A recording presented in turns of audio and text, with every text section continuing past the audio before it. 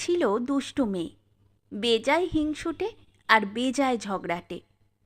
হিংসুটির দিদি বড় লক্ষ্মী মেয়ে, যেমন কাজে কর্মে তেমনই লেখাপড়ায়।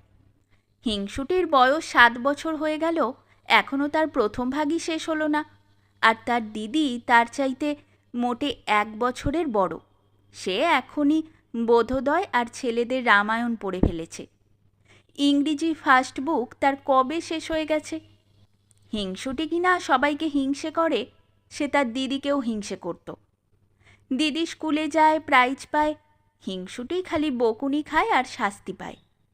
দিদি সেবার ছবির বই প্রাইজ পেলে, আর হিংসুটি কিচ্ছু পেলে না। তখন যদি তার অভিমান দেখতে, সে সারাটা দিন ফুঁপিয়ে ফুঁপিয়ে গাল ফুলিয়ে ঠোঁট বাঁকিয়ে বসে রইল, কারো সঙ্গে কথাই বলল না। তারপর রাত্রিবেলায় দিদির অমন সুন্দর বইখানাকে কালি ঢেলে মলাট ছিঁড়ে কাদায় ফেলে নষ্ট করে দিল। এমন দুষ্টু হিংসুটে মেয়ে। হিংসুটির মামা এসেছেন, তিনি মিঠাই এনে 2 বোনকেই আদর করে খেতে দিয়েছেন।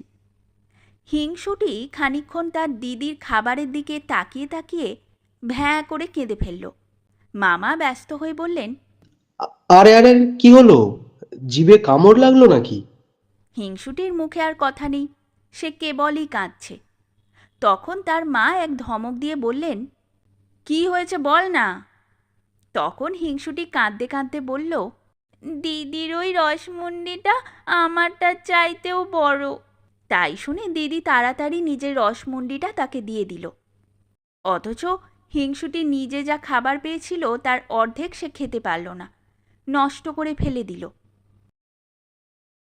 দিদির জন্মদিনে দিদির জন্য নতুন জামা নতুন কাপড় আসলে হিংসুটি তাই নিয়ে চেঁচিয়ে বাড়ি মাথায় করে তোলে। একদিন হিংসুটি তার মায়ের আলমারি খুলে দেখে কি, লাল জামা গায়ে লাল জুতা পায়ে টুকটুকে রাঙা পুতুল বাক্সের মধ্যে শুয়ে আছে। হিংসুটি বলল, দেখেছ দিদি কি দুষ্টু, নিশ্চয়ই মামার কাছ থেকে পুতুল আদায় করেছে, আবার আমায় না দেখিয়ে মায়ের কাছে লুকিয়ে রাখা হয়েছে। তখন তার ভয়ানক রাগ হলো। সে ভাবল, আমি তো ছোট বোন, আমারই তো পুতুল পাওয়া উচিত, দিদি কেন মিছিমিছি পুতুল পাবে। এই ভেবে সে পুতুলটাকে উঠিয়ে নিল। কি সুন্দর পুতুল, কেমন মিটমিটে চোখ আর ফুটফুটে মুখ, কেমন কচি কচি হাত পা আর টুকটুকে জামা কাপড়। যত সব ভালো ভালো জিনিস সব কিনা দিদি পাবে। হিংসুটির চোখ ফেটে জল এলো। সে রেগে পুতুলটাকে আছড়িয়ে মাটিতে ফেলে দিল। তাতেও তার রাগ গেল না। সে একটা ডান্ডা নিয়ে ধাই ধাই করে পুতুলটাকে মারতে লাগলো।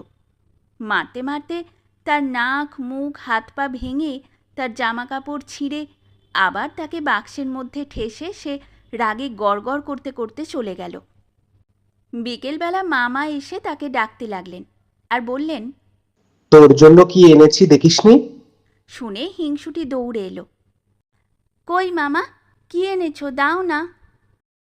মামা বললেন, যা, মার কাছে দেখ গিয়ে, কেমন সুন্দর পুতুল এনেছি। হিংসুটি উৎসাহে নাচতে লাগলো।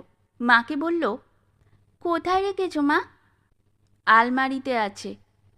শুনে ভয়ে হিংসুটির বুকের মধ্যে ধড়াস ধড়াস করে উঠল।